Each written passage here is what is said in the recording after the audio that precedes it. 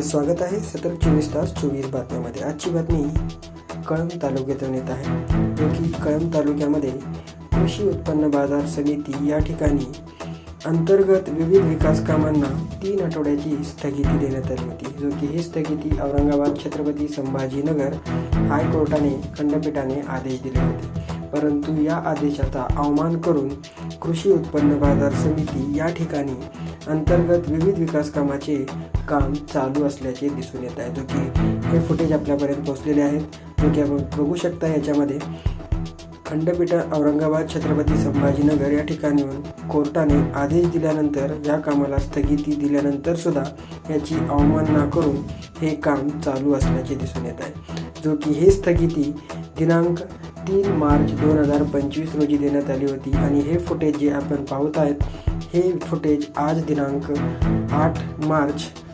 2025 रोजी दिसून येत आहे। तरी यावरती कोर्टाचे अवमान केल्याचे दिसून येत आहे, जो की कृषी उत्पन्न बाजार समिती कळंबची एक मोठी बाजार समिती आहे, जो की जिल्ह्यातील सर्वात मोठी बाजार समिती मानली जाते।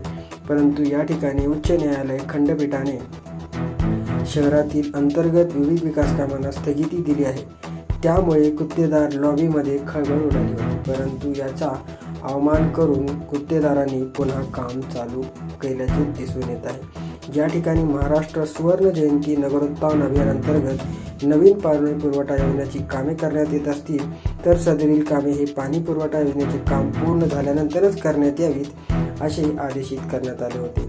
कळंब शहरामध्ये करोडो रुपयांची विविध ठिकाणाची नवीन रस्ते तयार करण्याबाबत विविध कार्यान्वित यंत्रणेमार्फत हाती घेण्यात आलेली आहेत। यामुळे शासन निर्णयाचा भंग झाल्याने माजी उपनगराध्यक्ष व मुंबई उच्च न्यायालय खंडपीठ छत्रपती संभाजीनगर जनहित याचिका दाखल केली होती, जो की हे जनहित याचिका पांडुरंग कुंभार यांनी दाखल केली होती। 24 फेब्रुवारी रोजी मुंबई उच्च न्यायालय खंडपीठ जीवन प्राधिकरण यांना प्रतिवादी करण्यास खंडपीठाने परवानगी दिली होती।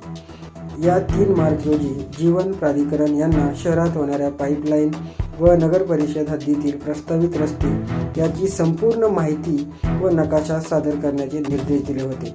यावर नगरपालिका व इतर प्रशासन काय उत्तर देते याकडे लक्ष लागून होते, परंतु हे उत्तर न देताच यांनी हे कामच चालू केलेले आहेत, जो की खंडपीठात जनहित याचिका दाखल काय करण्यात आलेली आहे ते आपण जाणून घेऊयात। जो की मुंबई उच्च न्यायालय खंडपीठ छत्रपती संभाजीनगर येथे जनहिता याचिका दाखल केली होती।